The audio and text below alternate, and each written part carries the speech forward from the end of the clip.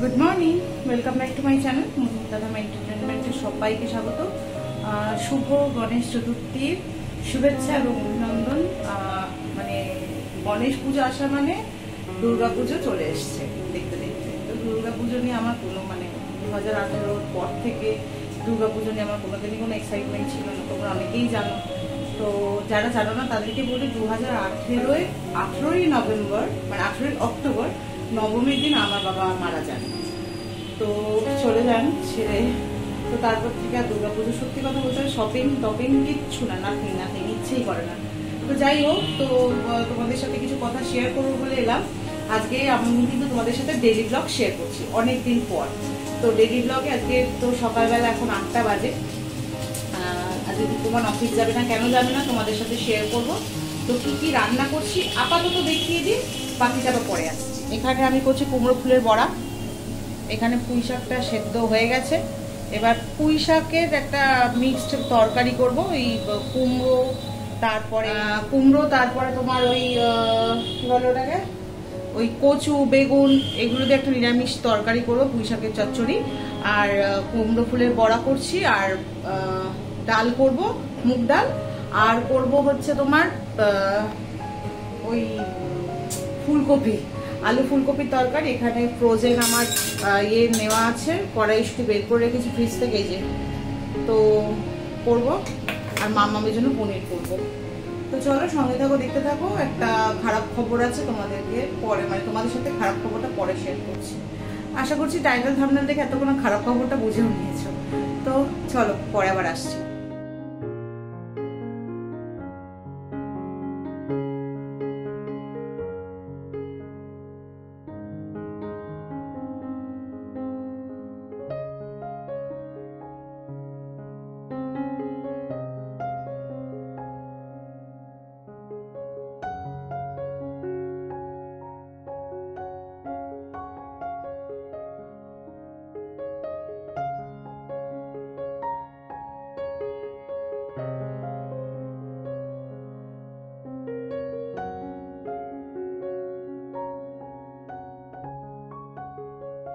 Good evening, অনেকক্ষণ পর এলাম, কারণ সকালবেলা একটু চাপে ছিলাম। তো রমাদিরা এসছে অ্যাজ ইউজুয়াল পুজোর জামা কাপড় দিতে। তোমাদেরকে ঝট করে দেখি, হটডগ নিয়ে এসছে। মাম্মাম খুঁটে খুঁটে খাচ্ছে, কিন্তু মাম্মামের মনটা খারাপ। মোমের জন্য খেলনা টেলনা বার করেছে, মোম আসতে পারলো না, তাই তো। মোম কোথায় গেছে গো রমাদি? ওই ড্রয়িং এ যে প্রোগ্রাম আছে, হ্যাঁ। আচ্ছা, রমাদিকে তো তোমরা সবাই জানো, রমাদিকে প্রত্যেকেই চেনো। আর আমার দিদি কাম বন্ধু কাম বেস্টি, মানে সবই বলতে পারো। আর এটা হচ্ছে পার্থদা। আর জামাগুলো দেখো, এটা রেগুলার ইউজের জন্য দিয়েছে। আর আমাদের ব্যাপার হচ্ছে, আমরা যখন যার জন্য যা কিনি সেম কিনি। মানে আমিও যখন মোমের জন্য কিনি, মাম্মামের জন্য সেম কিনি, রমাদিও তাই। এই দেখো, এই একটা জিন্সের দিয়েছে, ওয়ান পিস দিয়েছে, খুব সুন্দর বেল্ট দেওয়া, দেখতেই পাচ্ছ। আর এটা একটা ঘরে পরার মতন রেগুলার ইউজের জন্য প্যান্টি দিয়েছে। আর এখানে নিয়ে এসছে বার্গার না সরি, হটডগ। মাম্মা মনটা ঠিক কর মাম্মা, মোম তো ক্লাসে গেছে। কালকে নিয়ে যাব।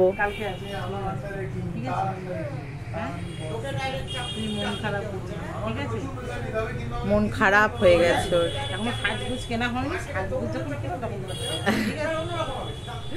রমাদিরা চলে গেল।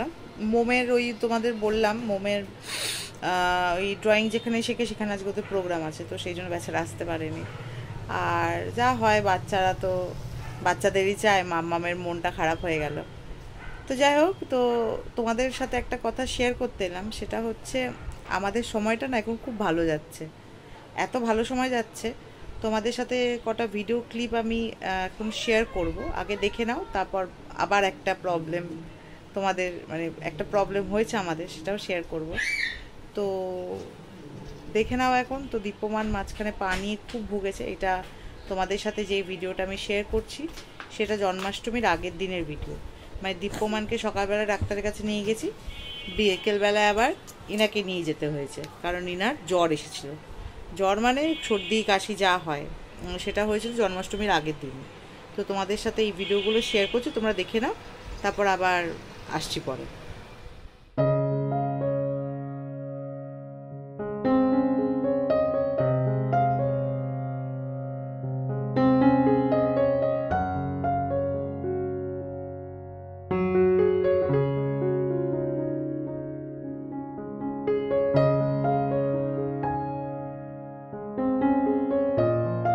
কোথায় আছিস তুই? ডাক্তারের কাছে কি করতে? কেন? সর্দি কাশি হয়েছে? তা ডাক্তারের কাছে যাচ্ছে এত হাসি খুশি হয়ে? হ্যাঁ, ডাক্তারের কাছে এরকম কোনো বাচ্চাকে প্রথমবার দেখলাম যে হাসি খুশি হয়ে যাচ্ছে, তাই তো? ঠিক আছে।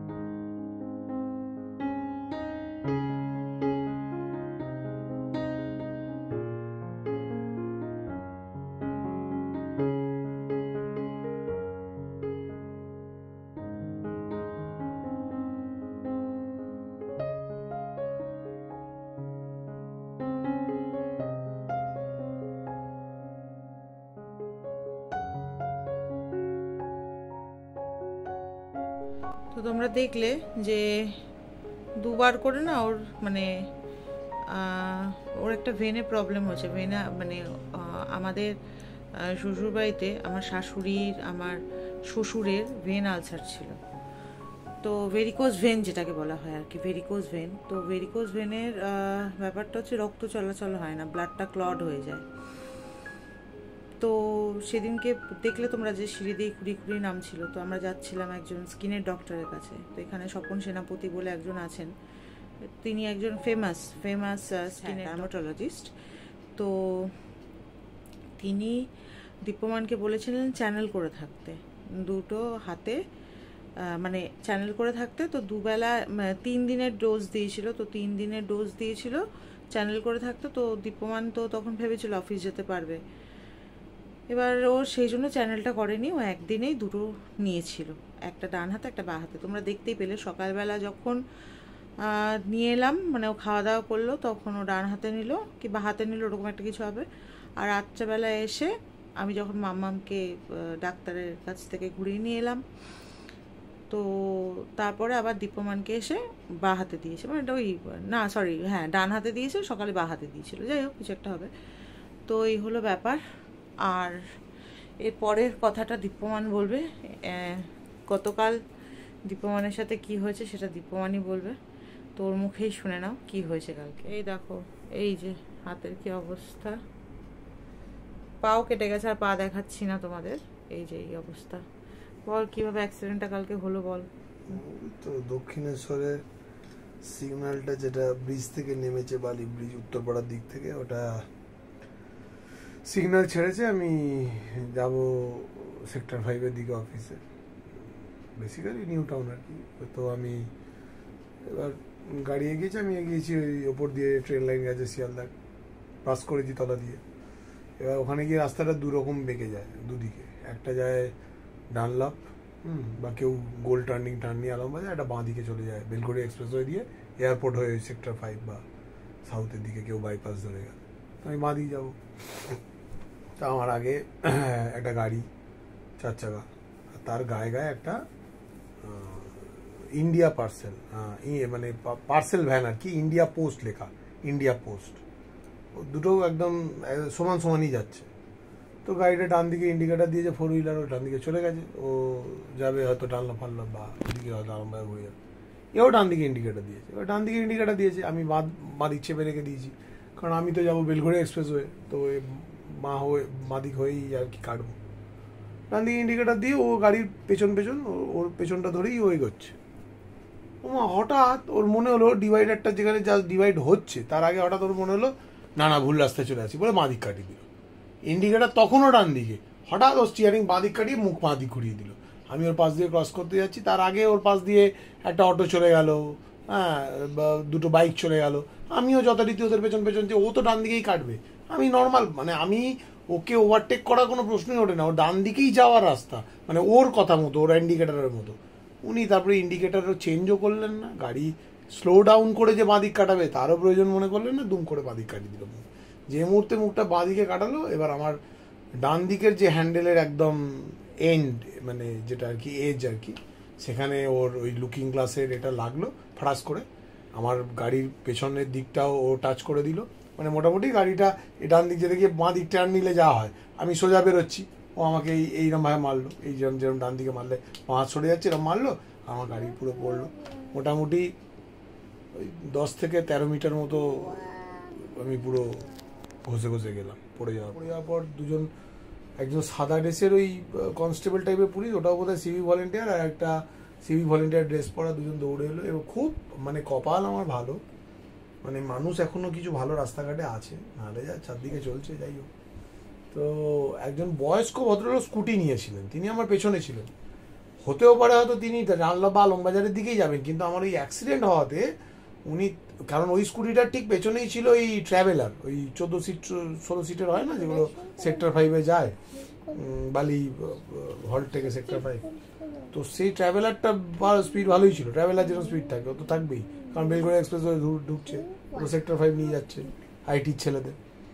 ওই ভদ্রলোক মোটামুটি পুরো মাঝামাঝি করে দাঁড় করে দিল স্কুটিটা। ওই আমি পড়ে গেছি দেখি, এই পড়ে গেল, এই কি করে পড়লে বলে স্কুটি রাস্তায় স্ট্যান্ড মেরে দাঁড় করিয়ে নেমে এলো। মানে বয়স্ক, মানে খুব তুত্তুরে বয়স্ক না, এজেড লোক আর কি, নেমে এলেন সাত তাড়াতাড়ি, তো ওই সিভিক ভলেন্টিয়ার তুলে দিলেন। তারপরে যেটা ঘটলো অভাবনীয়, এগুলো বলার আর কিছু নেই, সব মানুষ জানে, যারা পশ্চিমবাংলায় বসবাস করেন তারা প্রত্যেক দিন প্রতিনিয়ত এইসবের ফেস করেন।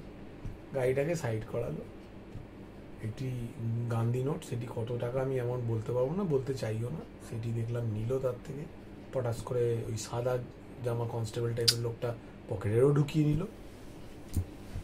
আমি যখন বললাম গাড়ির নাম্বারটা দিয়ে আমি কেস করবো, ডান দিকে ইন্ডিকেটার দিয়ে বাঁ দিক ঘুরিয়ে আমাকে যে মারলো, আমার অ্যাক্সিডেন্ট হয়ে গেল, হয়ে গেল, সে তো বুঝলাম, প্রাণে বেঁচে রয়েছি, আমি ছাড়বো নাকি? আমি ওই গাড়িটার নাম্বার দিয়ে বলুন কোথায়, এইটা কোন আন্ডারে পড়ে, কারণ পুলিশের তো আবার অনেক নকরা আছে, আপনারা সবাই জানেন, এটা বরানগর থানার আন্ডারে, এটা বলে দেবে হঠাৎ করে ব্যারাকপুর কমিশনারেটের আন্ডারে, বলবে ওটা দক্ষিণেশ্বর থানায় যেতে হবে। কোন থানায় যেতে হবে বলুন, আমি গিয়ে একটা জিডি করবো। ওই ছাড়ুন, আর কি করবেন, গরিব মানুষ, তো সরকারের গাড়ির একটা ড্রাইভার ভুল করে ফেলেছে, কীভাবে যেটা গাড়ি চালায়, আর তো ধরপাকড় করে কি করবেন, অফিস যাচ্ছেন, বরঞ্চ আসতে সাবধানে যান।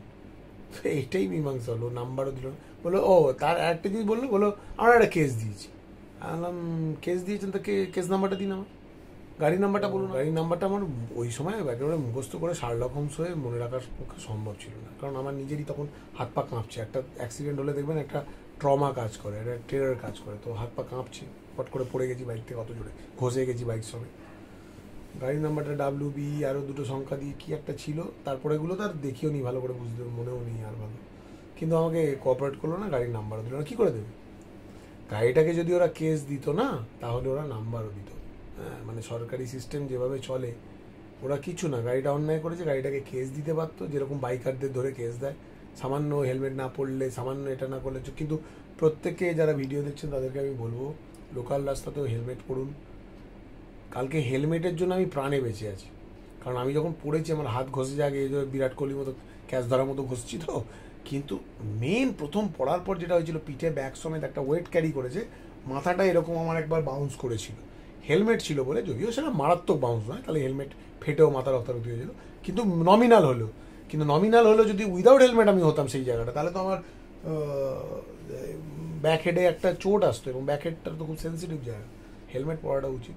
তো আমাকে তো পুলিশ কিছু কোঅপারেট করলেন। তারপর আজকে যেতে পারিনি অফিস, আজকে সকালবেলা হাত পা এইখান থেকে ফুলে ছিল, আর প্রচণ্ড যন্ত্রণা, আফটার এফেক্টস থাকে, তো হলে তো তক্ষুনি আরিয়ান বলে একটা হসপিটালে নিয়ে গেল তো আমার অফিসের লোকেরাই, ওখানে আমাকে 3টে ইঞ্জেকশন দিল, একটা র্যানট্যাক দিল, একটা পেন কিলার দিল, আর একটা টিটি দিল, মানে টিটেনাস আর কি।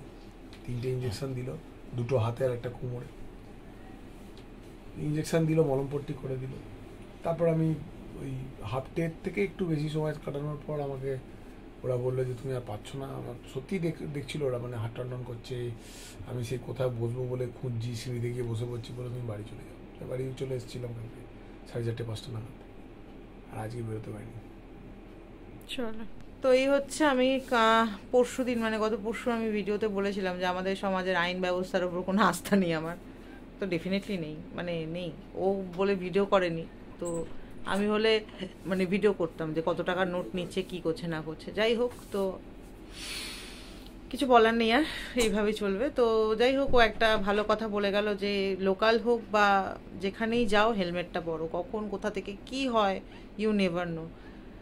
আজকে ভিডিওটা বোধহয় একটু বড় হয়ে গেছে, তো তোমরা দেখে নিও।